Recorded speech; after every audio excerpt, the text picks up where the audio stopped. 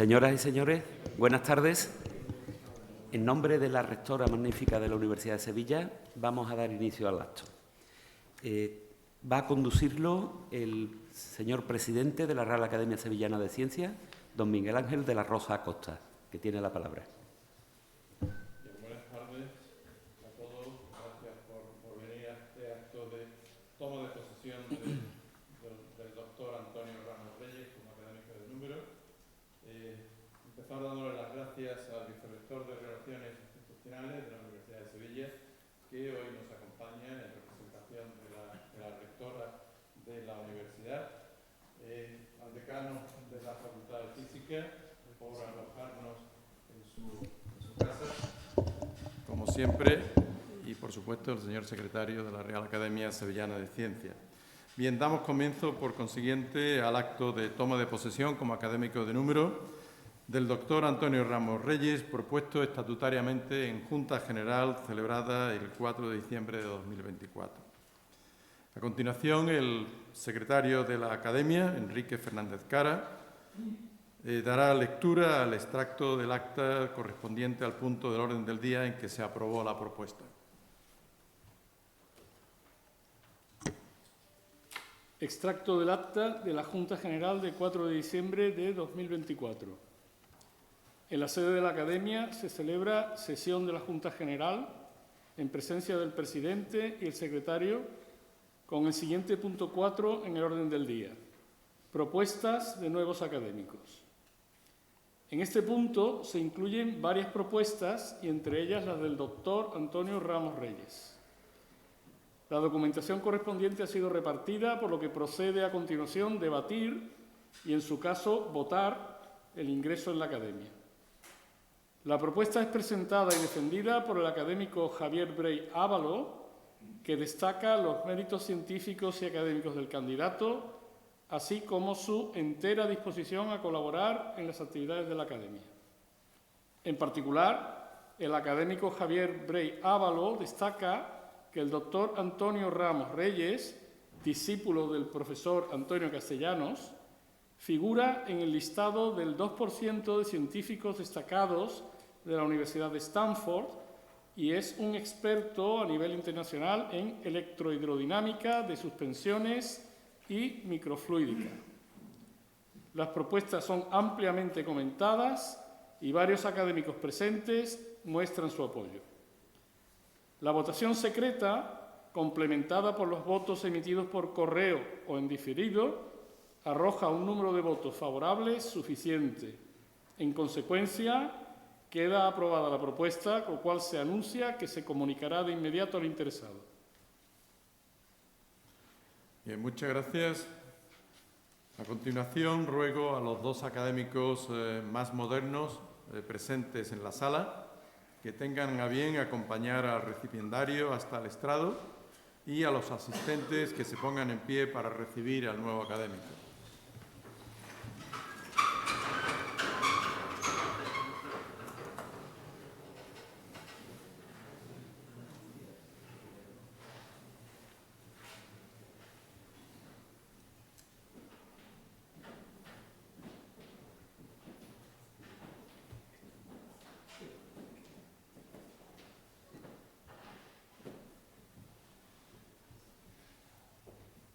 Bien, pueden sentarse. El doctor Ramos Reyes tiene la palabra para pronunciar su discurso. Muchas gracias. Excelentísimo señor presidente de la Real Academia Sevillana de Ciencias, excelentísimas autoridades, ilustrísimos señores y señores académicos, queridos compañeros y amigos, familiares, señoras y señores. Es para mí un auténtico privilegio entrar a formar parte de esta prestigiosa institución y tener así la oportunidad de aprender y colaborar con sus destacados miembros en los diversos campos de la ciencia. Agradezco sinceramente a quienes propusieron y me apoyaron mi nombramiento, con especial mención al profesor doctor Javier Brey Ávalo por su gentileza al aceptar responder a este discurso. Procuraré estar a la altura de esta distinción, participando activamente en las iniciativas de la Academia. Antes de comenzar este discurso, propiamente dicho, quiero expresar mi más profunda gratitud a quienes de una u otra forma han impulsado mi desarrollo profesional. En primer lugar, mi reconocimiento se dirige a mis maestros de la época preuniversitaria en el Colegio de los Salesianos de Cádiz y a los profesores de la etapa universitaria en esta facultad, que no solo despertaron mi interés por el conocimiento, sino que me enseñaron valores humanos fundamentales para el desarrollo como persona. Ya una vez terminada la licenciatura en física, mis recuerdos se dirigen a nuestro añorado maestro, el profesor Antonio Castellanos, quien fue mi director de tesis. Con su ejemplo aprendí lo fundamental de la tarea investigadora. Los que lo conocimos guardamos el recuerdo de su perseverancia y rigor científico, de su curiosidad entusiasta e imaginación, que transformaba cada problema en una aventura intelectual.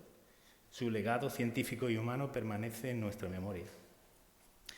Agradecerles a todos los compañeros de nuestro grupo de investigación estos años compartidos de actividad universitaria. En especial al profesor Alberto Pérez, porque es el alma de nuestro grupo de investigación y a quien acudo cuando me surge cualquier duda. Al igual que al profesor Pablo García, con el que he compartido muchas investigaciones y siempre me admira su claridad de ideas. Al profesor Pedro Vázquez, con quien organizamos el Encuentro Internacional de Electrocinética de la Escuela Técnica Superior de Ingenieros de Sevilla. Y también al profesor Antonio González, con el que compartí muchos trabajos en mis comienzos y de quien aprendí las matemáticas de las capas límites.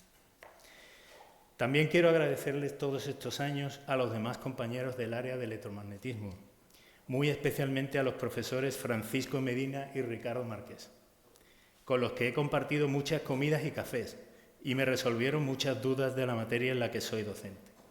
Todo un lujo tener a dos fellows del IECubo atendiendo mis dudas. Por último, debo mostrar mi agradecimiento a mi familia.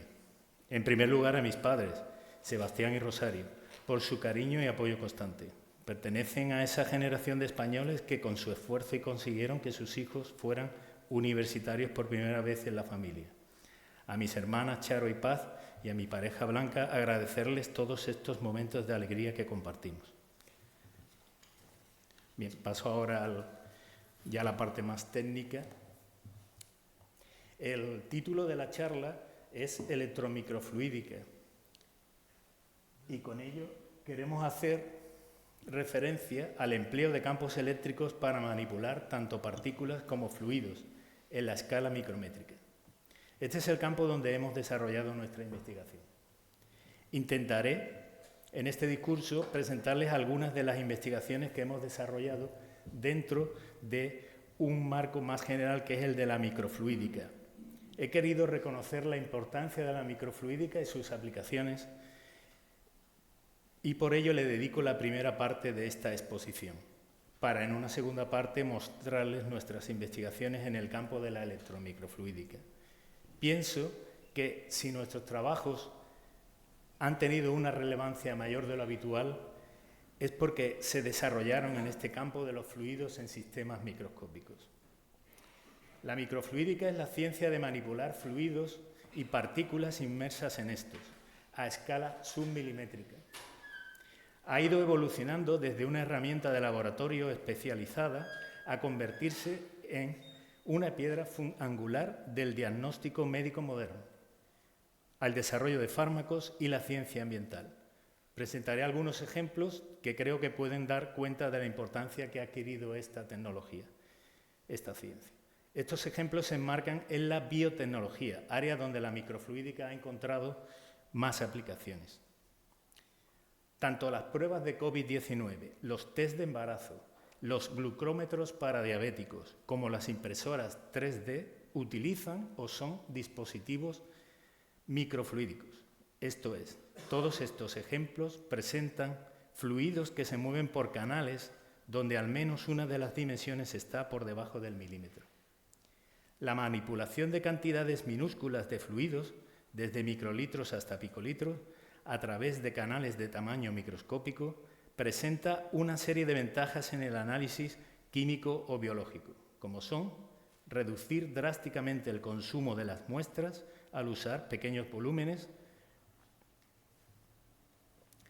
reducir los tiempos de análisis, puesto que las distancias que deben recorrer las moléculas para reaccionar son mínimas, los tiempos de difusión se reducen considerablemente, permitir manipular con mucha precisión las células y biopartículas, como el ADN, proteínas, etc., por el carácter laminar del flujo de fluido a estas escalas. Posibilitar la fabricación de dispositivos pequeños que pueden usarse en zonas remotas donde no hay grandes laboratorios.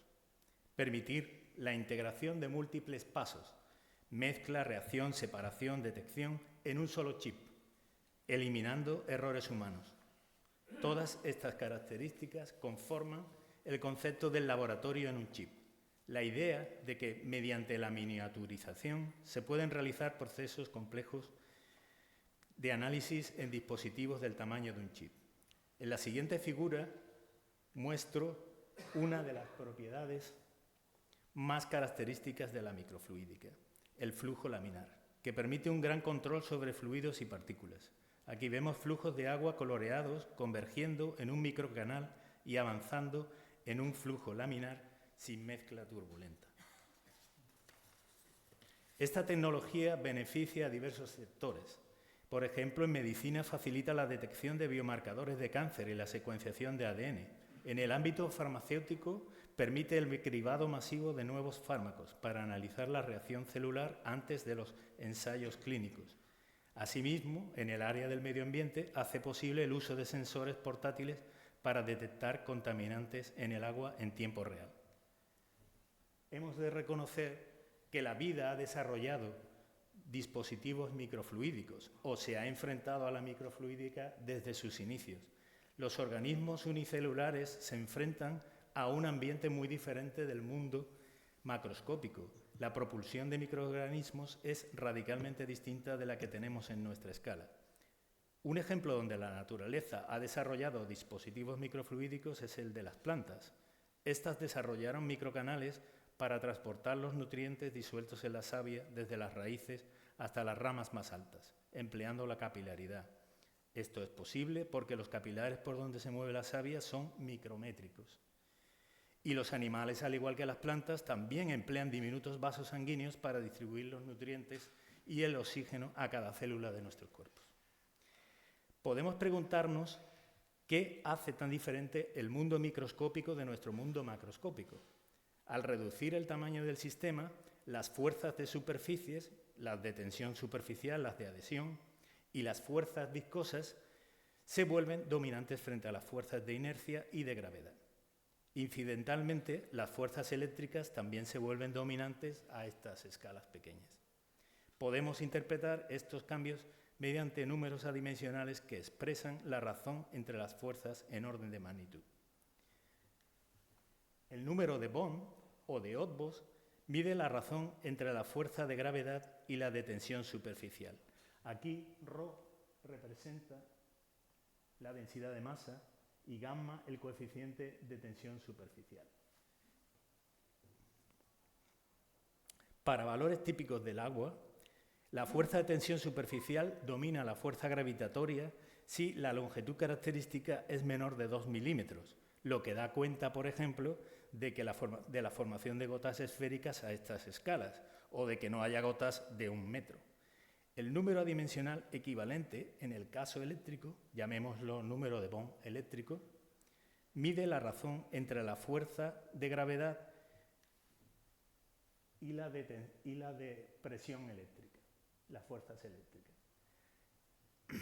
Aquí, epsilon por e cuadrado, donde es el campo eléctrico, es la presión debida a las fuerzas eléctricas. Para un campo típico de 1 megavoltio metro, por debajo del campo de ruptura del aire, la fuerza eléctrica domina sobre la fuerza gravitatoria si L es menor que 1 milímetro.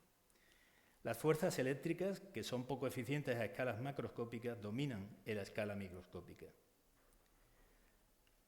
La razón entre las fuerzas de inercia y las de viscosidad vienen dadas por el número de Reynolds. Aquí V es la velocidad del fluido y eta la viscosidad dinámica.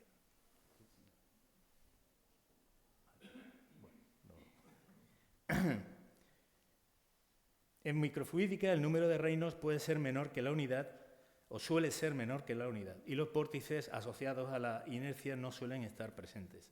El premio Nobel Edward Purcell nos describe en su artículo Life at Low Reynolds Number lo diferente que es el movimiento de objetos microscópicos de nuestra experiencia cotidiana. El artículo es una transcripción de una charla informal en homenaje a un colega de profesión. Este artículo compara el movimiento de buceo de un hombre que tendría típicamente un Reynolds de 10 elevado a 4 con el de una bacteria, que sería de 10 elevado a menos 4. Mientras que para el desplazamiento del hombre la inercia es dominante, para la bacteria la inercia es totalmente irrelevante. Para mostrar claramente la diferencia entre estos dos movimientos, presentó el teorema de la Vieira, el Scallop Theorem. Demostró matemáticamente que en un entorno de bajo número de Reynolds, un organismo que realiza un movimiento recíproco no tiene un desplazamiento neto. Por tanto, una vieira microscópica, como ejemplo de objeto con una sola bisagra, no podría desplazarse cerrando y abriendo sus conchas, como sí lo hace una vieira real. Se requieren al menos 2 bisagras para poder realizar un movimiento útil para desplazarse. En el caso de esta vieira, haría un movimiento oscilatorio. Además, la inercia despreciable hace que los microorganismos se detengan instantáneamente cuando cesa la fuerza que los empuja, algo que nos sorprende la primera vez que vemos al microscopio cómo las partículas en electroforesis se paran instantáneamente al cesar el campo eléctrico aplicado. El tiempo en el que un microorganismo se frena por las fuerzas viscosas es del orden de 1 microsegundo. Purcell también discute otro aspecto fundamental en microfluídica, el transporte de moléculas por difusión frente a su transporte por convección. La relación entre el transporte por convección y por difusión viene controlada por el número de Peclet. Aquí V, la velocidad, L, la longitud característica y D es la constante de difusión de las moléculas. Purcell nos muestra que un microorganismo, moviéndose con su velocidad típica de 30 micras por segundo, recibe por difusión muchas más moléculas que las que barre en su movimiento. Entonces se pregunta ¿para qué se mueve la bacteria? Seguramente para explorar otros entornos. Purcell concluye que la bacteria ha de moverse del orden de 30 micras para que le merezca la pena desplazarse, frente a dejar que los nutrientes le lleguen por difusión. El artículo de Purcell ha capturado la imaginación de muchos investigadores que se han dedicado a la biofísica o a la microfluídica. Veamos ahora algunos dispositivos microfluídicos. En primer lugar, hay dispositivos que se basan en la capilaridad para funcionar. Podemos llamarlos dispositivos pasivos, porque no tienen bombas hidráulicas. Un ejemplo cotidiano de esta tecnología son las pruebas de embarazo o los test de antígenos para COVID-19. En los años 90, George Wadsworth en la Universidad de Harvard, que ya era un ilustre investigador en microfluídica, desarrolló la microfluídica en papel para realizar diagnósticos económicos. Este enfoque tiene el potencial de transformar la salud global al permitir herramientas médicas accesibles a todo el mundo. Mediante técnicas de fotolitografía consiguieron imprimir resinas hidrofóbicas sobre papel, con patrones a voluntad. La resina delimitaba zonas donde el papel mantiene su capacidad absorbente, creando canales por los que se podía transportar los fluidos. La eficacia de esta tecnología quedó demostrada con el desarrollo de un dispositivo que medía la presencia de glucosa utilizando solo 5 microlitros de orina, aproximadamente el volumen de una lágrima. La capilaridad llenó de forma espontánea los canales y las cámaras donde se producían las reacciones bioquímicas, eliminando la necesidad de bombas externas. Estos diseños priorizan la simplicidad de fabricación, facilitando su uso en las pruebas en el punto de atención, lo que permite realizar diagnósticos rápidos y fiables en cualquier entorno, sin necesidad de infraestructura de laboratorio. Los dispositivos activos tienen bombas hidráulicas para mover los líquidos por el dispositivo. En principio, no buscan tanto la portabilidad como aumentar la capacidad de análisis químico o biológico y, en definitiva, buscan aumentar la obtención de información. Los primeros dispositivos microfluídicos se fabricaron mediante técnicas de micromecanizado de silicio, unas técnicas desarrolladas originalmente para la fabricación de circuitos electrónicos integrados. Numerosos investigadores persiguieron con entusiasmo la visión de un laboratorio en un chip. Sin embargo, los dispositivos basados en silicio solo podían realizar tareas específicas y tenían una flexibilidad limitada.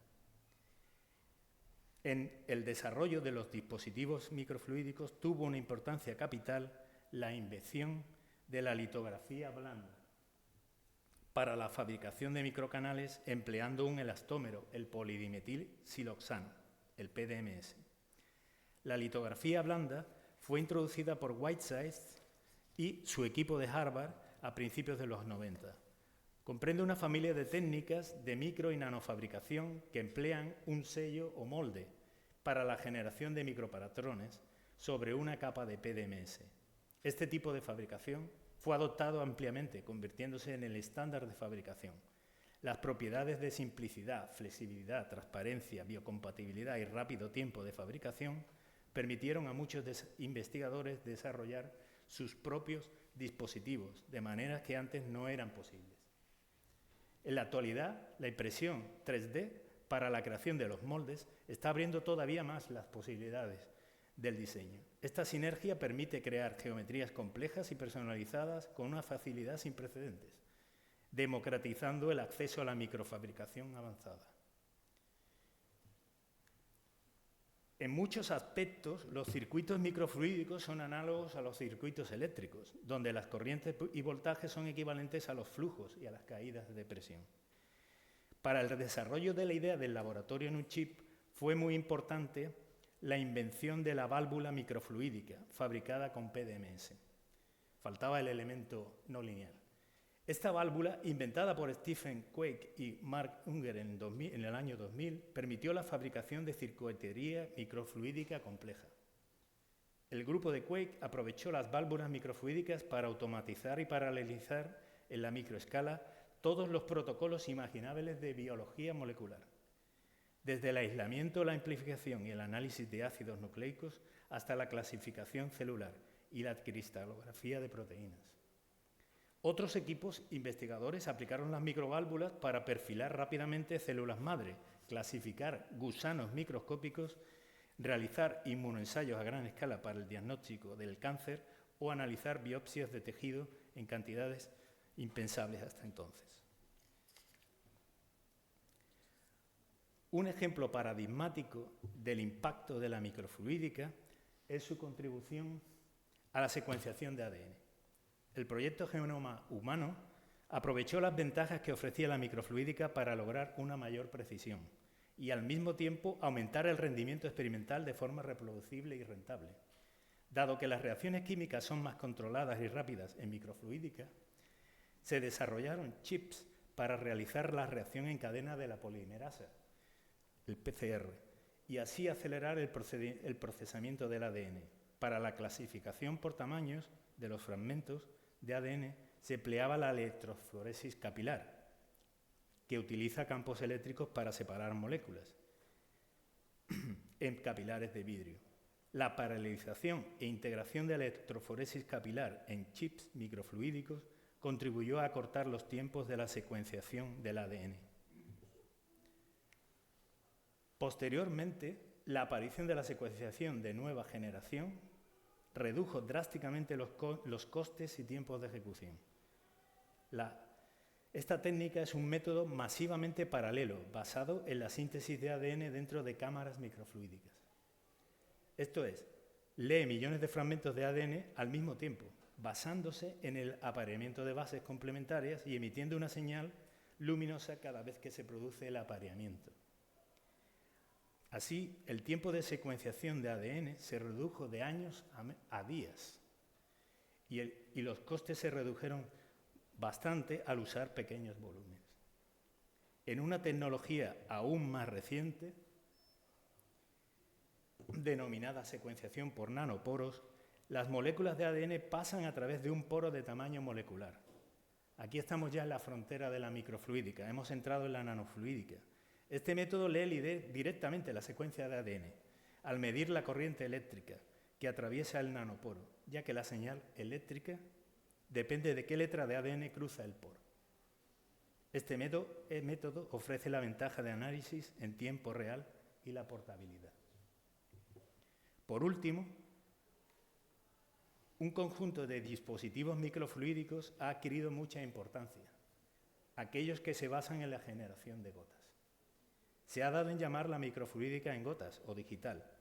En estos dispositivos lo común es generar gotas de agua en un líquido invisible como el aceite, mediante técnicas de focalización de flujo. Como se muestra en la figura, el agua que viene por el canal de inyección es atrapada por dos flujos de aceite formando gotas. Se pueden generar a un ritmo alto, superando frecuentemente los centenares de gotas por segundo. Las gotas se emplean como recipientes de objeto de estudio. Así, por ejemplo, en el análisis químico, la microfluídica en gotas ha permitido acelerar la investigación al sustituir los tubos de ensayo y matraces por gotas que pueden combinarse. De este modo se encapsulan reactivos que se combinan con otros mediante la coalescencia de gotas, produciendo reacciones químicas. La reducción de escala favorece que las reacciones se produzcan más rápido y de forma más controlada. La identificación de cada gota mediante marcadores permite exactamente conocer qué ingredientes hay en cada una de estas gotas. En otro ejemplo de aplicación de la microfluídica en gotas, se ha conseguido analizar el ARN de un gran número de células encapsulándolas individualmente en gotas, junto con todos los reactivos necesarios para la secuenciación del ARN. En cada gota se introduce además una micropartícula que sirve para etiquetarla, a modo de código de barras, y por tanto permite rastrear la identidad de las células en el proceso de secuenciación. Esta técnica ha abierto muchas puertas en la investigación biológica, al permitir la creación rutinaria de perfiles transcripcionales. Esto es, conocer qué genes están encendidos y activos, con resolución unicelular. El estudio de la especialización de las células se beneficia grandemente de esta técnica. La microfluídica, como tecnología, ha madurado enormemente desde su fundación. Los sueños iniciales de crear el equivalente del circuito integrado se han hecho realidad gracias al desarrollo de la microfluídica a gran escala, lo que permite fabricar un laboratorio en un chip con decenas de miles de válvulas individuales y de forma similar fabricar chips que generan millones de experimentos encapsulados en gotas. Las tecnologías microfluídicas han trascendido los laboratorios académicos y ahora existe una industria próspera de dispositivos basados en la medición biológica y bioquímica, con numerosas empresas en el sector y unas ventas totales de miles de millones de euros al año. Estas herramientas han automatizado procedimientos tediosos, mitigando los errores humanos, y han impulsado descubrimientos en numerosas áreas de la biología. Doy paso ahora a la segunda parte de esta charla, en la que hablaré de nuestras investigaciones en electromicrofluídica. Los fenómenos que suelen denominarse electrocinéticos, la electroforesis, electroósmosis, etc., se originan en las cargas que existen alrededor de la frontera entre líquido y sólido, una región que se conoce como capa doble eléctrica. Estos fenómenos son típicos de soluciones electrolíticas. La electrohidrodinámica, sin embargo, se ha ocupado sobre todo del movimiento del fluido originado por fuerzas eléctricas en el seno del líquido. Normalmente estas fuerzas se observan en líquidos que son electrolitos débiles o que son aislantes.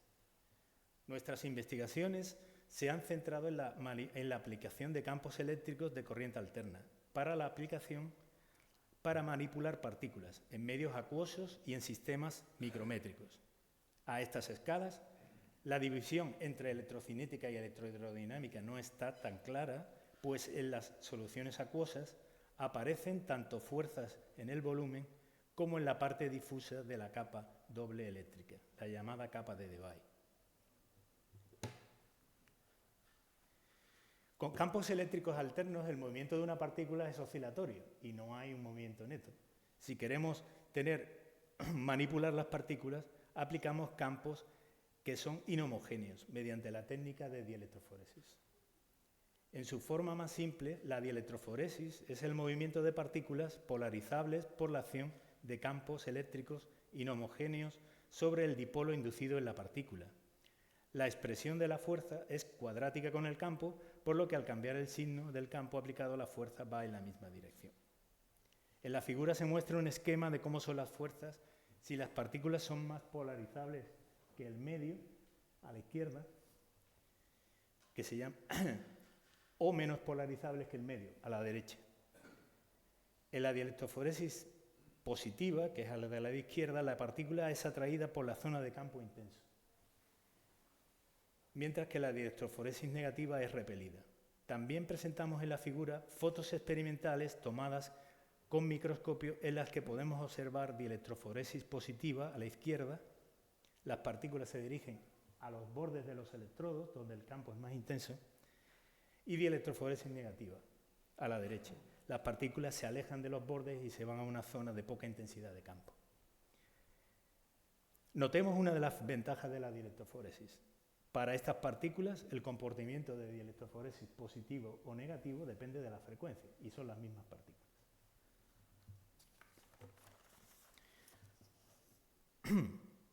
El movimiento de partículas por dielectroforesis fue descrito por Paul en 1951. Años más tarde, demostró cómo las células vivas y muertas se mueven en diferentes direcciones en un campo eléctrico, lo que demostró una nueva tecnología de separación mediante dielectroforesis. Los campos eléctricos inhomogéneos necesarios para mover las partículas se generan utilizando geometrías de electrodos específicas, por ejemplo, enfrentando una punta a un plano. Los primeros trabajos utilizaban electrodos de gran tamaño, en la escala de los centímetros, pero estos requerían altos voltajes para inducir un movimiento útil de las partículas, por lo cual no eran posibles de usar en el agua, porque se generaría electrolisis. Durante la década de los 90, se produjo un gran avance al fabricar microelectrodos coplanares. Se consiguieron generar fuertes gradientes de campo y altas magnitudes con voltajes aplicados moderados del orden de 10 voltios. Estos primeros experimentos se consiguieron separar y analizar nanopartículas, incluyendo virus y ADN. Estos primeros experimentos llevaron a la observación de que los flujos de fluido impulsados por las fuerzas electrohidrodinámicas desempeñaban un papel hasta entonces desconocido en el control del comportamiento de las partículas. En este contexto, Hywel Morgan, del Reino Unido, contactó con Antonio Castellanos por su reconocido prestigio internacional en el área de la electrohidrodinámica. Gracias a una estancia investigadora que realicé en el verano de 1997, comenzamos a colaborar con el grupo de Morgan para intentar explicar el origen de los flujos electrohidrodinámicos.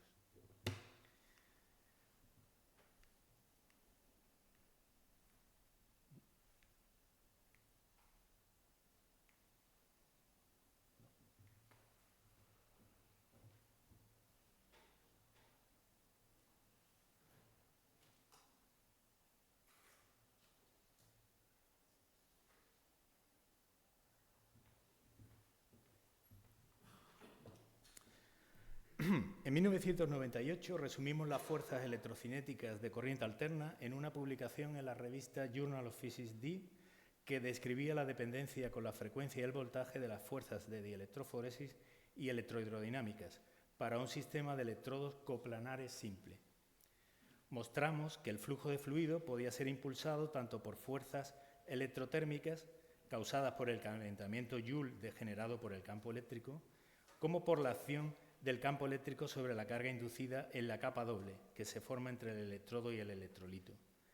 A este último efecto lo denominamos electroósmosis de corriente alterna, por analogía con la electroósmosis clásica. pero ahora se conoce más comúnmente como electroósmosis de carga inducida. Entre 1998 y 2003 realizamos una serie de estudios experimentales y teóricos para demostrar cuantitativamente que los flujos de fluido observados eran efectivamente los flujos que habíamos entendido cualitativamente. Las ecuaciones que gobiernan los flujos de fluido con especies iónicas y gradientes de temperatura son altamente no lineales y están fuertemente acopladas.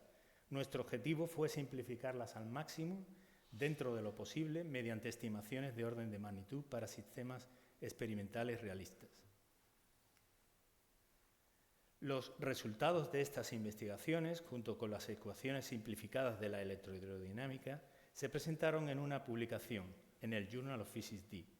En este artículo comparamos las velocidades inducidas en las partículas por las fuerzas aplicadas directamente sobre ellas, como la de electroforesis, la gravedad o las brownianas, con las velocidades que adquieren debido a los flujos de fluido. Resolviendo las ecuaciones simplificadas, se obtuvieron las diferentes velocidades de una partícula en función de su tamaño, la frecuencia del campo aplicado o la intensidad del campo eléctrico. En el artículo presentamos mapas en el espacio de parámetros donde mostramos las fuerzas dominantes. Este marco teórico permitió un enfoque sistemático para el diseño y la simulación de dispositivos complejos de análisis y separación, empleando campos eléctricos alternos. El artículo fue considerado como uno de los 12 más relevantes de la revista Journal of Physics D en sus primeros 50 años. En la figura mostramos una explicación cualitativa del origen del flujo de AC electroosmosis. El potencial eléctrico impuesto sobre los electrodos induce una carga en la capa de Debye, de signo contrario, que son los contraiones. Mientras la carga de estos contraiones no ha apantallado el campo, se produce una fuerza sobre los iones que es tangencial al electrodo. Esta fuerza se transmite al fluido generándose un flujo estacionario para voltajes alternos. Ahí están los dos electrodos y el flujo generado por esos dos electrodos. Y en la siguiente figura mostramos las líneas de corriente experimentales y las simulaciones teóricas usando nuestros modelos. En cuanto a la fuerza eléctrica en el volumen de fluido, esta surge por la existencia de campos eléctricos en gradientes de conductividad y permitividad. Las fuerzas en el volumen pueden entenderse cualitativamente como resultado de fuerzas dielectroforéticas. Consideremos un volumen de fluido que posee una conductividad y una permitividad eléctricas diferentes a las del fluido circundante. En la figura mostramos lo que sucede si la temperatura de ese volumen es más elevada que el medio circundante.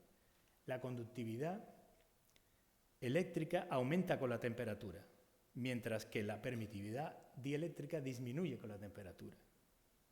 A frecuencias bajas domina la conductividad y el fenómeno resulta ser de dielectroforesis positiva. Mientras que a frecuencias altas dominan las constantes dieléctricas y el fenómeno sería de dielectroforesis negativa. Estas fuerzas sobre el fluido lo ponen en movimiento y hemos comprobado experimentalmente que efectivamente el movimiento de fluido cambia de signo cuando pasamos de frecuencias bajas a frecuencias altas. En una siguiente etapa dedicamos nuestros esfuerzos al diseño y validación experimental de microbombas hidráulicas basadas en estos flujos, en la AC electroosmosis o en las fuerzas electrotérmicas. En la figura mostramos el bombeo en una dirección empleando la electroosmosis de onda viajera, mediante voltajes de corriente alterna en una hilera de electrodos conseguimos generar un campo eléctrico de onda viajera. Este actúa sobre las cargas inducidas sobre los electrodos generando el flujo electroosmótico. Y aquí el flujo se genera en la superficie de los electrodos. En la siguiente figura mostramos un flujo rotatorio electrotérmico. Mediante 4 electrodos coplanares se consigue aplicar un campo rotante que actúa ahora sobre las cargas inducidas en un gradiente de conductividad vertical generado por calentamiento mediante absorción de luz. Las fuerzas eléctricas ahora se aplican en el seno del líquido, produciendo un movimiento rotatorio.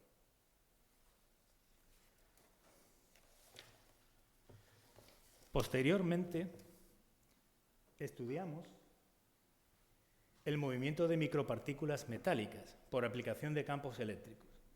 Por ejemplo, en este caso estudiamos el movimiento rotatorio de nanovarillas de plata mediante campos alternos. Estas partículas se pueden mover tanto por las fuerzas dielectroforéticas como por los flujos electrosmóticos que se generan alrededor de ellas, ya que al ser metálicas se comportan como los flujos que hemos visto anteriormente, los flujos alrededor de los electrodos. El movimiento inducido por campos eléctricos de partículas metálicas ha recibido una creciente atención por la posibilidad de fabricar portadores activos capaces de transportar nanopartículas en los chips. Conocer las fuerzas sobre las partículas metálicas es también crucial para comprender cómo interaccionan entre ellas y cómo se agregan. El estudio de autoagregación de micropartículas es necesario para el desarrollo de técnicas de ensamblaje de abajo arriba, permitiendo la fabricación de microsistemas complejos a partir de componentes básicos simples. En la figura se observan agregados de nanovarillas de plata para campos eléctricos alternos de diferentes frecuencias. A frecuencias bajas domina la interacción por los flujos electroosmóticos y se forman bandas, aquí a la izquierda. A frecuencia alta domina la interacción dipolo-dipolo y se forman cadenas. Ya en los últimos años estamos dedicados a investigar el movimiento de fluido generado por campos de baja frecuencia sobre objetos o partículas dieléctricas cargadas. Estos estudios se originaron al investigar la separación de micropartículas en dispositivos con matrices de postes, bajo la acción de campos alternos. Los campos permiten controlar el tamaño de partículas que se desvían. Como ahí vemos, 3 bandas de diferentes tamaños de partículas. A baja frecuencia del campo, observamos flujos de fluido rectificados, esto es, estacionarios, que estaban superpuestos al movimiento oscilatorio de las partículas. Hemos conseguido explicar teóricamente estos flujos gracias a los conceptos de conducción superficial y concentración de polarización alrededor de objetos cargados. Cuando se aplica un campo a un objeto dieléctrico cargado, la conducción superficial hace que la concentración del electrolito cambie a ambos lados del objeto.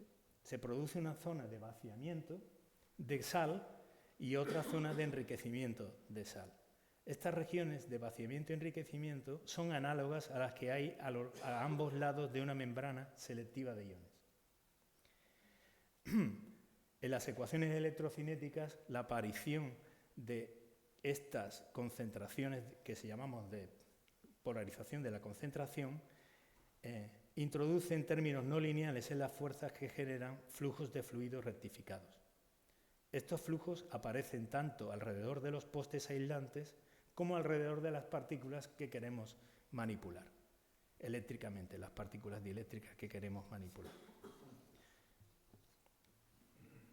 Aquí vemos los flujos de fluido alrededor de postes dieléctricos de un tamaño de 20 micras de diámetro y aquí flujos de fluido alrededor de una partícula de látex de 3 micras. Los flujos se ven experimentalmente gracias a partículas trazadoras y a la derecha tenemos las líneas de corriente calculadas con los modelos. De pronto, muchas observaciones del comportamiento de micropartículas con campos eléctricos que no tenían explicación, podemos entenderlas cualitativamente. A saber, la repulsión de las partículas por las paredes en los microcanales en electroforesis. En este caso, las partículas se separan de las paredes debido a los flujos electrohidrodinámicos. O los comportamientos colectivos de las partículas sometidos a campos alternos. como aquí demostraron unos investigadores alemanes, que comprobaron que se formaban estructuras en zigzag y cuando introdujeron en las simulaciones numéricas la interacción electrohidrodinámica, comprobaron que efectivamente se aparecían estructuras en zigzag.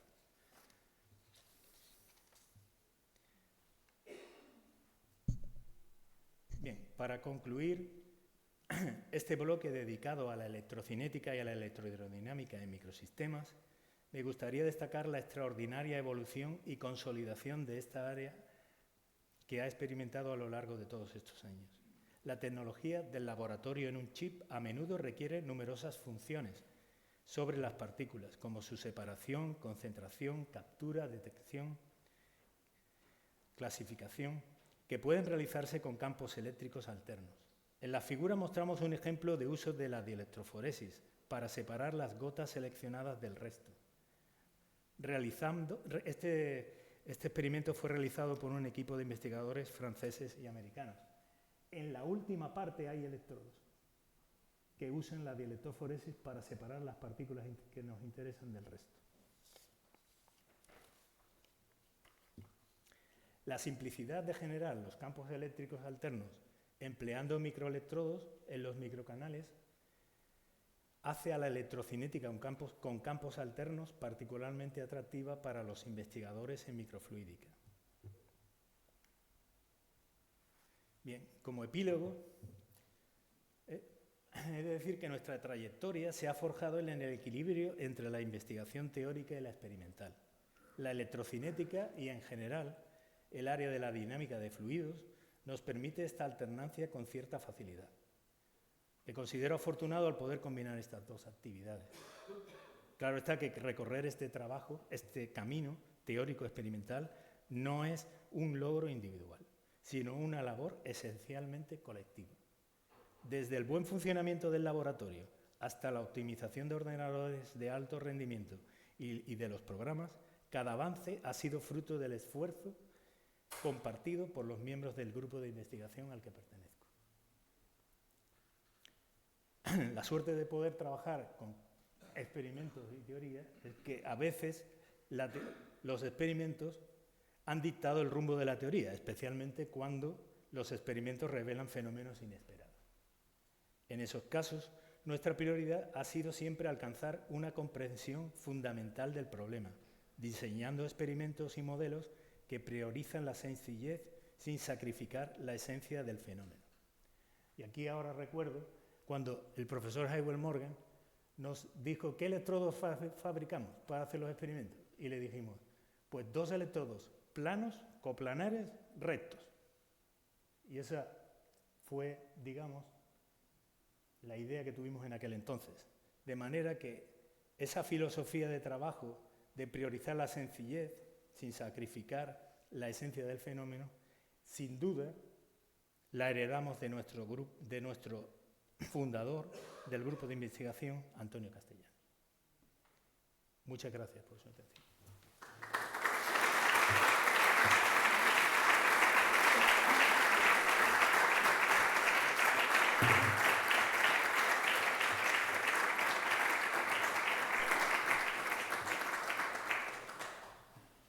Bien, a continuación se va a proceder a imponer la medalla de la institución al nuevo académico.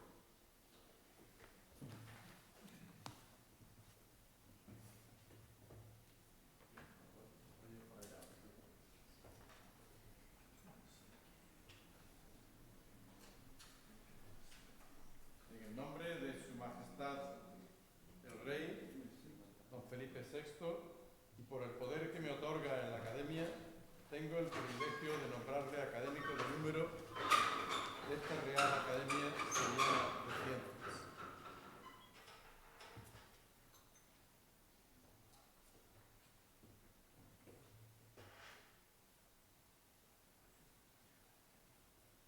Y ahora, a continuación, ruego al nuevo académico que preste promesa de su cargo conforme a lo establecido en la legislación vigente. Prometo, por mi conciencia y honor, hacer cumplir fielmente las obligaciones de académico, de número de la Real Academia Sevillana de Ciencias, con lealtad a Su Majestad el Rey y guardar y hacer guardar la Constitución como norma fundamental del Estado y el Estatuto de Autonomía. Un abrazo. Bienvenido.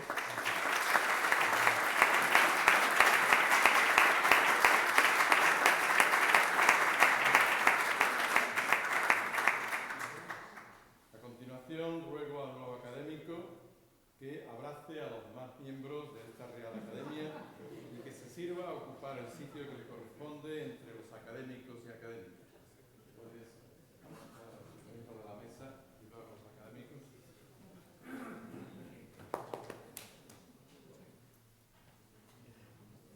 Yo no soy académico. Bueno, puedes avanzar también. Tienes a tu decano y al vicerrector de tu universidad.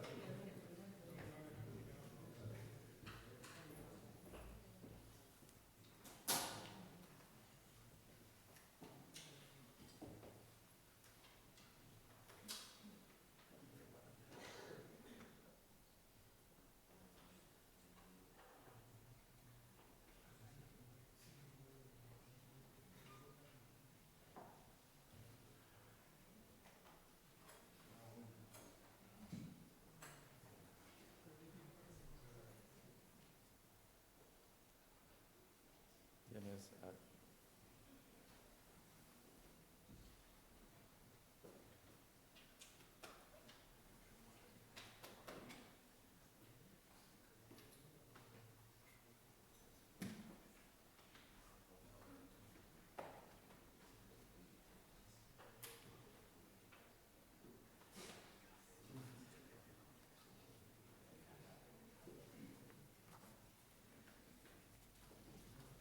¿Puede sentarse? Bien, ¿puede sentarse?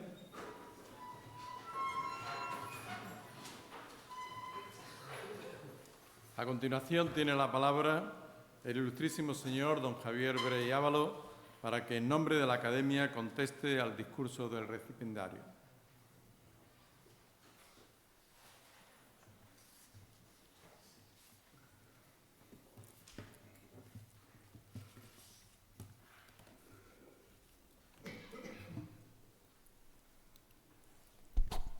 Excelentísimo señor presidente de la Real Academia Sevillana de Ciencias, excelentísimas e ilustrísimas autoridades, compañeros de la Academia, señoras y señores. Me corresponde a mí la responsabilidad y el honor de dar respuesta al discurso de ingreso en la Real Academia Sevillana de Ciencias de nuestro compañero Antonio Ramos Reyes. Como es bien sabido y se ha señalado muchas veces, no es el momento de enumerar sus muchos méritos que le han llevado a ser propuesto y aceptado como académico de número, sino de comentar sobre algunos aspectos científicos de su discurso. Pero antes de entrar en ello, hay dos comentarios que me gustaría hacer sobre puntos concretos de su disertación, que, en mi opinión, refuerzan muy positivamente nuestra decisión de acogerlo como académico. En primer lugar, el nuevo académico expresa su intención de participar activamente en las iniciativas de la Academia. Estoy seguro de que lo hará y que ello enriquecerá a nuestra institución. Ser miembro de ella no es solo una distinción, sino fundamentalmente un compromiso de ayudar en la consecución de sus objetivos y de cumplir nuestras responsabilidades ante la sociedad. El otro aspecto que quiero destacar es el reconocimiento que manifiesta a su mentor, Antonio Castellanos, tanto desde una perspectiva científica como personal y humana. Conocí bastante bien a Antonio y pude constatar sus grandes cualidades. Estoy seguro de que él también habría sido un miembro relevante de esta academia y me llena de satisfacción que alguien agradezca a sus mentores la ayuda que recibieron en su proceso de formación y a menudo su amistad con el transcurrir del tiempo. No es algo muy frecuente en nuestros días. La microfluida puede definirse como el área de la ciencia y la tecnología que se ocupa de los flujos de todo tipo que circulan en microsistemas, que son sistemas en los que al menos una de las dimensiones es menor que unas 500 micras. Es decir, puede ser entre dos placas, bidimensional, puede ser un tubo con tal de que una de las dimensiones sea menor que 500 micras. Para dimensiones menores que 500 nanómetros, o sea, que la milésima parte de lo que he dicho que es la microfluida, se habla de nanofluida, mientras que por debajo de los 10 nanómetros se entra en el dominio de las partículas o moléculas individuales. Ya no se puede admitir una descripción continua, sino hay que hablar de partículas. Para referirnos a un flujo en que todas sus dimensiones son mayores que en los microfluidos, o sea, macroscópicas, utilizaremos la expresión flujo volumétrico. Un ejemplo de sistema natural que presenta distintos tipos de flujos es el flujo sanguíneo del cuerpo humano. Mientras que las dimensiones de las venas y las arterias se corresponden a un flujo volumétrico, las arteriolas, los capilares y las vénulas constituyen microsistemas con diámetros en el rango entre unas pocas micras y unos pocos centenares de ellas. Otro ejemplo típico es un árbol, en el que se hace llegar agua y nutrientes a las hojas a través de un complejo circuito de cientos de miles de microcanales que van desde las 100 micras en el tronco hasta los 10 nanómetros en las hojas. Los microcanales son capaces de deformarse por efecto de la presión y de conducir el fluido por capilaridad. Ello aparte de su redundancia biológica, o sea, su capacidad de actuar conjuntamente como un sistema, de manera que si, por ejemplo, un capilar deja de funcionar, muere, otro ocupa su lugar. Este fenómeno colectivo es también de gran importancia dentro de los microsistemas. Utilizando chips especialmente diseñados, a menudo hechos de cristal o polímeros, se ha conseguido dirigir gotas de agua, aceite e incluso fluidos biológicos a través de intricados canales. Para hacerse una idea de lo que esto significa, puede ser útil imaginar todo el sistema de fontanería de una vivienda reducido a la dimensión del tamaño de una uña, teniendo perfecto control de todo el sistema. La tecnología microfluida consiste en construir todo un laboratorio en un chip, en algo de la dimensión de una uña, donde procesos físicos, químicos y biológicos se producen simultáneamente en un modo controlado, eficiente y preciso. Los sistemas microfluidos permiten producir flujos estructurales y ajustables mediante el uso de microchips, bombas, válvulas y sensores, lo que lleva a un control de los flujos con una precisión que no es posible conseguir a escalas más grandes. Ello es perfecto, por ejemplo, para generar gotas de fluido, controlar reacciones químicas o para el suministro controlado de sustancias en experiencias biológicas. La microfluídica no solo permite hacer cosas mejor, sino permite también hacer cosas que no son posibles con otras técnicas. Hasta bastante recientemente, para realizar una analítica de la sangre se requería una apreciable cantidad de ella. Hoy día los microsensores pueden obtener la misma información a partir de una simple gota microscópica de sangre. Este hecho se ha traducido en la aparición de nuevas ideas relacionadas con la secuenciación del fenómeno, citadas por el conferenciante, y al desarrollo de pruebas portátiles. En la microescala se reducen las cantidades de reactivos necesarios y el tiempo requerido para estudios genómicos a gran escala, lo que disminuye tanto la complejidad como los costes. ¿Y qué es lo que sucede cuando vamos disminuyendo las dimensiones de, por ejemplo, un tubo ocupado por un fluido, alcanzando las dimensiones microfluidas? Imaginemos un fluido contenido en un tubo y que vamos haciendo cada vez el diámetro, el radio del tubo cada vez más pequeño, más pequeño, más pequeño. ¿Qué sucede allí de extraordinario cuando se alcanzan las dimensiones microfluídicas? Pues que las propiedades observables incluso cambian drásticamente. Por ejemplo, si el tubo está sumergido verticalmente en un vaso que contiene agua, mientras que para dimensiones macroscópicas del radio del tubo, el agua en el vaso y en el tubo alcanzan el mismo nivel, cuando el radio del tubo entra en la escala microfluídica, el agua en el interior del tubo alcanza una altura mayor que el nivel del agua en el vaso. Otros muchos fenómenos tienen lugar, algunos de los cuales se ha referido el nuevo académico. La cuestión es, ¿pueden explicarse a un nivel teórico estos cambios de comportamiento? El comportamiento de los fluidos volumétricos, cuando ninguna de las dimensiones es microscópica, viene descrito por las ecuaciones de Navier-Stokes, que deben ser suplementadas por las ecuaciones de Nernst-Planck y la de Poisson en el caso de flujos electrohidrodinámicos, que son los considerados con más extensión en el discurso del nuevo académico. Yo me voy a centrar aquí en las ecuaciones de Navier-Stokes, dentro de las cuales incluyo la ecuación de la energía o la temperatura. Estas ecuaciones tienen un origen fenomenológico, basado en las leyes de la viscosidad de Newton y la del calor de Fourier. Es decir, se basan en experiencias realizadas con flujos volumétricos sobre la escala humana. Es lícito extrapolar estas ecuaciones que rigen el flujo volumétrico macroscópico al caso de los microfluidos y los nanofluidos. La respuesta implícita en la mayor parte de los estudios que se vienen realizando y en los que ha presentado en su discurso el conferenciante es que sí, y hay que reconocer que el éxito de sus predicciones a un nivel cualitativo ha sido y es grande. Según esta línea de pensamiento, el cambio de comportamiento de los microfluidos comentado antes se debe a que al ir modificando el tamaño del sistema, los términos de las ecuaciones que determinan el comportamiento de las soluciones van cambiando.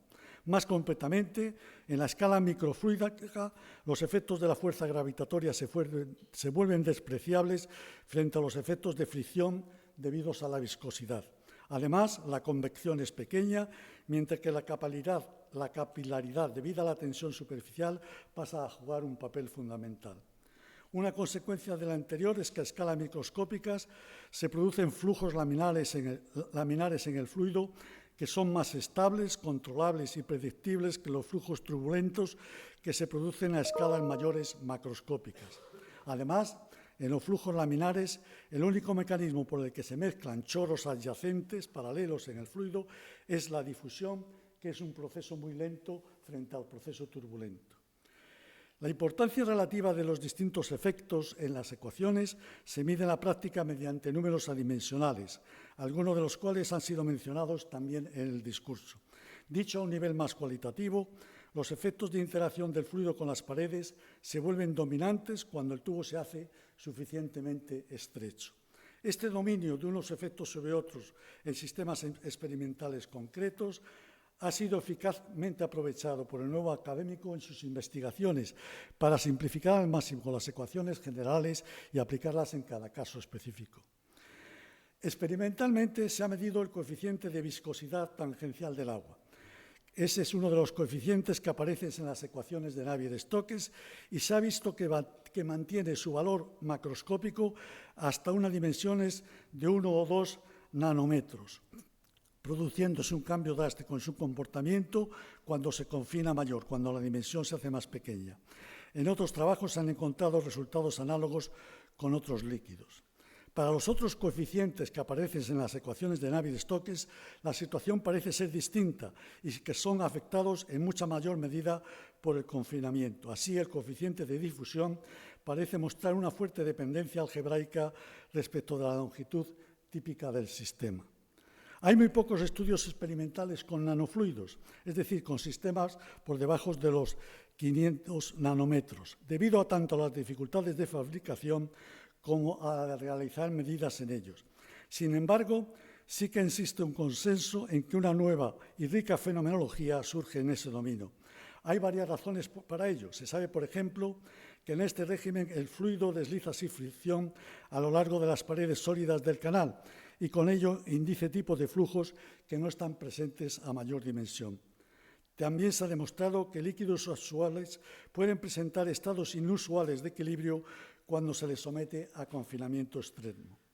Para valorar la relevancia práctica de estos estudios, hay que tener presente el papel fundamental que juegan los nanoporos en los seres vivos, principalmente integrados en las membranas celulares y que son fundamentales para importantes procesos biológicos, dado que permiten el paso de iones, moléculas de agua e incluso de otras pequeñas moléculas. Desde una perspectiva fundamental, teórica, la validez para el agua de las ecuaciones de Navier-Stokes hasta un nanómetro es totalmente inesperada. Para poner este resultado en contexto, notemos que esa distancia, un nanómetro, es equivalente a 3 veces el diámetro de una molécula de agua. Los experimentos y los razonamientos en que se basan las deducciones de las ecuaciones de Navier-Stokes parecen exigir escalas mucho mayores para la separación de las partículas y que su tamaño. No existe ningún argumento sólidamente fundamentado que justifique la validez de las ecuaciones de Navier-Stokes sobre distancias del orden del tamaño de las partículas, aunque es cierto que se han propuesto algunos argumentos de tipo muy cualitativo para el caso particular del coeficiente de viscosidad. Notemos que ni los experimentos ni el razonamiento a que nos hemos referido inciden directamente en la forma de las ecuaciones, sino en una consecuencia muy específica de las mismas asociadas con la viscosidad.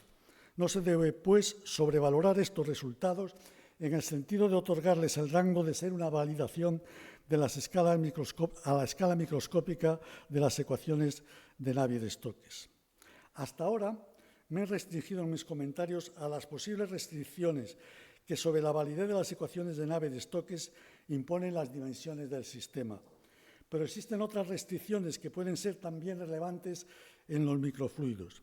En concreto, para deducir las ecuaciones es esencial admitir que las variaciones espaciales, los gradientes técnicamente, relativos de la densidad, la velocidad y la energía del líquido son muy pequeñas sobre distancias del orden del recorrido libre medio de las moléculas.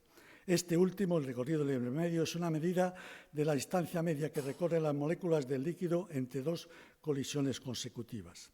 En los sistemas macroscópicos esta condición se cumple con generalidad, con mucha frecuencia, pero en dispositivos microscópicos parece posible que se alcancen con sencillez grandes gradientes de los campos hidrodinámicos. Si ese es el caso, es necesario modificar en profundidad las ecuaciones de Navier-Stokes introduciendo nuevos térmicos. Eso llevaría asociada la aparición de una nueva, muy rica fenomenología. Como ya se ha dicho, las ecuaciones de Navier-Stokes para fluidos volumétricos tienen un origen fenomenológico, es decir, están basadas en observaciones experimentales.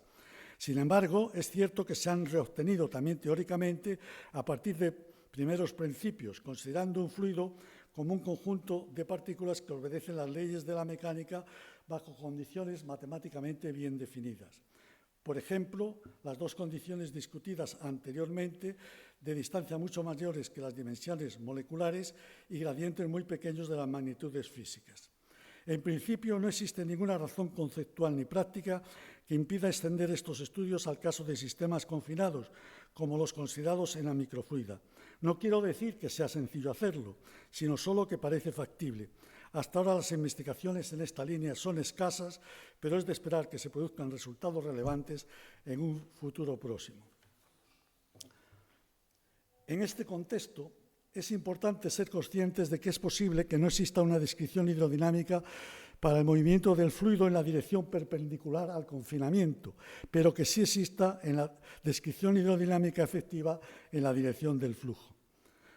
Es decir, esta posibilidad está sugerida por el hecho de que la dinámica del grado o los grados de libertad perpendiculares al confinamiento ocurre sobre una escala mucho más rápida que la de los grados de libertad correspondientes a direcciones no confinadas en los casos de confinamiento extremo.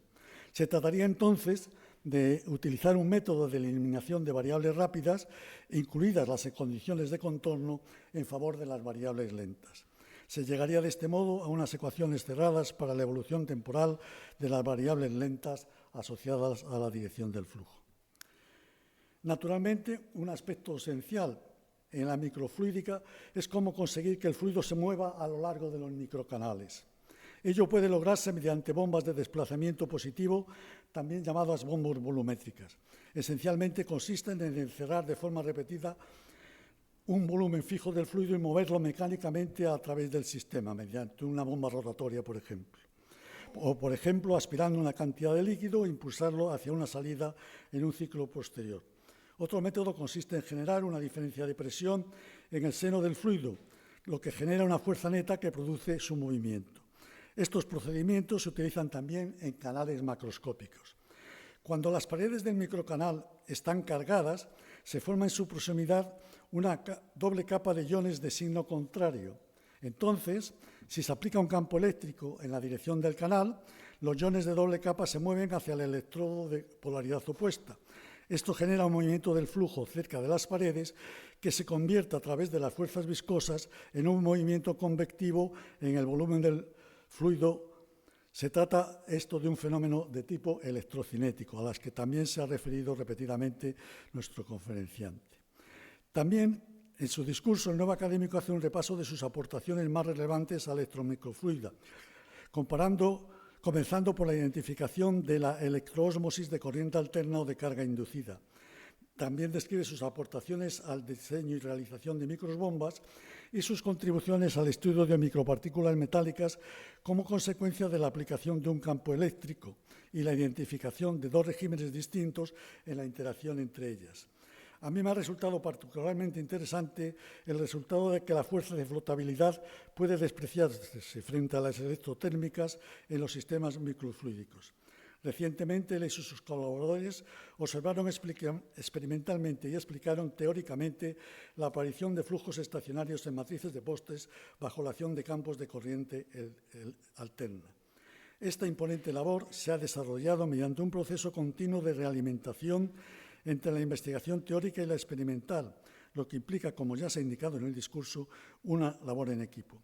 Para el éxito se necesita una gran destreza en el laboratorio y capacidad de análisis e interpretación de los resultados obtenidos, pero también es necesaria una aptitud especial para el estudio de las ecuaciones correspondientes, identificando los parámetros relevantes para cada caso concreto y, a partir de ello, los términos dominantes de las ecuaciones para el problema que se aborda. Como cualquier tecnología emergente, la microfluídica tiene crisis de crecimiento. La fabricación de chips puede ser costosa. Pasar de su construcción en un laboratorio a una producción industrial es a menudo un reto importante, y trabajar con fluidos concretos o células vivas puede ser complicado. Pero los materiales, herramientas y el saber cómo están evolucionando muy deprisa. En un futuro cercano, probar un medicamento, diagnosticar una enfermedad o la ingeniería de micropartículas puede que no requieran un laboratorio a escala humana, sino un chip microfluídico con un fluido adecuado. Según los dispositivos se van haciendo más pequeños, más inteligentes y asequibles económicamente, se va produciendo un efecto inesperado de democratización de la ciencia. Poderosas capacidades de investigación están al alcance de más gente, y no solo de laboratorios y centros de élite. Esto está produciendo ya un cambio relevante en la investigación en campos relacionados con la ciencia de la salud, las ciencias ambientales y la agricultura, pero también en la propia investigación básica.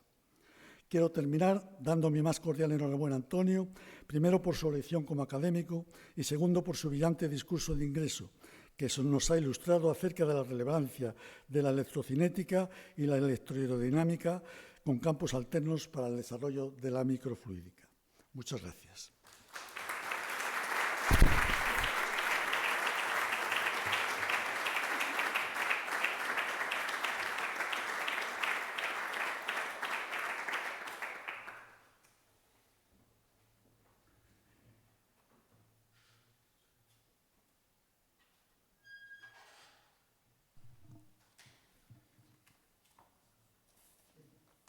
Vicerrector de Relaciones Institucionales de la Universidad de Sevilla, decano de la Facultad de Física, secretario de la Real Academia Sevillana de Ciencias, expresidentes de nuestra academia, exdecano, que veo por aquí, querido Antonio, académicos, señoras y señores. Nos reunimos hoy en esta sesión solemne para dar la bienvenida a un nuevo académico, cuya incorporación constituye, una vez más, motivo de satisfacción y de esperanza para esta corporación. El profesor Antonio Ramos llega a nuestra academia con una trayectoria científica de primerísimo nivel y además con la firme voluntad de participar activamente en sus iniciativas, como ya se ha señalado. Confiamos en que su experiencia, conocimiento y dedicación contribuyan de manera significativa al desarrollo de nuestra vida institucional. El académico que hoy ingresa es, además, el tercero en el transcurso de un solo mes, un hecho que refleja con claridad la extraordinaria dinámica que impulsa la actividad de esta academia. Renovarse significa abrirse a nuevas ideas, a nuevas energías y también, por supuesto, a nuevas responsabilidades. Confiamos en que esta incorporación venga acompañada de entrega y compromiso con los valores que nos definen y que su contribución fortalezca aún más la vida científica e institucional de nuestra corporación. El discurso de ingreso que acabamos de escuchar nos ha ofrecido una visión clara y profunda de la electromicrofluídica, presentada como ejemplo especialmente ilustrativo de la física aplicada a la biotecnología en la microescala. Se trata de un campo en el que el conocimiento fundamental se transforma de manera directa en aplicaciones tecnológicas de enorme impacto científico y social. Como se ha indicado, muchos dispositivos que hoy forman parte de nuestra vida cotidiana, desde las pruebas rápidas de diagnóstico de la COVID-19 y de embarazo, hasta los glucómetros utilizados por las personas con diabetes, así como las impresoras de inyección de tinta e incluso las impresoras 3D. Todos ellos utilizan principios y tecnologías propias de la microfluídica. Todas estas aplicaciones convergen en un concepto que hoy resulta ya emblemático, el laboratorio en un chip, o lab on a chip, en el que se integran dentro de dispositivos miniaturizados funciones complejas de análisis, control y manipulación de fluidos con una precisión y eficacia extraordinarias. La reflexión sobre la microescala nos conduce también de forma lógica a observar y sobre todo a admirar cómo la propia naturaleza resolvió problemas similares mucho antes de que la ciencia moderna los formulara. Como nos han explicado, las plantas desarrollaron microcanales capaces de transportar los nutrientes disueltos en la savia desde las raíces hasta las ramas más altas, aprovechando fenómenos físicos como la capilaridad. Del mismo modo, los animales utilizan diminutos vasos sanguíneos para distribuir nutrientes y oxígeno a cada célula de sus cuerpos. Aún hoy nos sorprende la elegancia y la eficacia con la que la naturaleza ideó estos diseños, que continúan siendo una fuente permanente de inspiración para la ciencia y la tecnología. El nuevo académico ha destacado también un ejemplo paradigmático del impacto de la microfluídica en la ciencia contemporánea, su contribución decisiva a la secuenciación del ADN. El proyecto Genoma Humano supo aprovechar las ventajas de los sistemas microfluídicos para aumentar la precisión, mejorar la reproducibilidad y multiplicar el rendimiento experimental, marcando así un antes y un después en la biología molecular y en la medicina. El profesor Ramos ha realizado asimismo un recorrido por algunas de sus contribuciones más relevantes a la electromicrofluídica, aportaciones que han enriquecido el campo de manera significativa. Como él mismo ha señalado, esta intensa actividad científica se ha desarrollado mediante un proceso continuo de realimentación entre la investigación teórica y la experimental, un enfoque que pone de relieve la importancia del trabajo en equipo, de la colaboración interdisciplinar y del diálogo permanente entre ideas y resultados. Quisiera, por último, destacar el magnífico discurso de contestación pronunciado por el académico Javier Brey, a quien agradezco especialmente sus palabras visionadas, cargadas de optimismo e ilusión. En ellas, el profesor Brey nos invita a imaginar un futuro cercano en el que probar un medicamento, diagnosticar una enfermedad o avanzar en la ingeniería de micropartículas quizá no requiera un laboratorio a escala humana, sino un pequeño chip microfluídico. Y sobre todo cuando nos recuerda que a medida que los dispositivos se hacen más pequeños, más inteligentes y más accesibles económicamente, la ciencia se democratiza, haciendo que capacidades de investigación extraordinariamente poderosas puedan estar al alcance de un número creciente de ciudadanos y no solo de laboratorios o centros de élite. Confiamos en que la dedicación y la participación activa del profesor Ramos contribuyan de manera decisiva a fortalecer la misión de nuestra academia, como es promover la excelencia científica, fomentar el pensamiento crítico y poner el conocimiento al servicio de la sociedad. Sea pues bienvenido. Esta academia celebra hoy no solo una brillante trayectoria científica, sino también un compromiso con el futuro común de nuestra institución. Muchas gracias.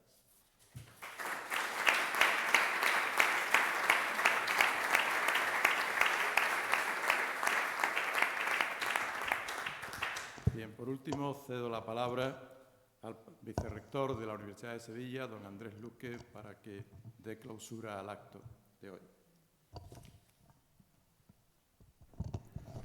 Señor presidente de la Real Academia de Ciencias, señor decano de la Facultad de Física, autoridades académicas, señoras y señores, ya solo queda, en nombre de la rectora, felicitar por su brillante ingreso en la Real Academia de Ciencias al ilustrísimo señor don Antonio Ramos Reyes. Igualmente, en nombre de la señora rectora, damos por finalizado el acto. Se levanta la sesión.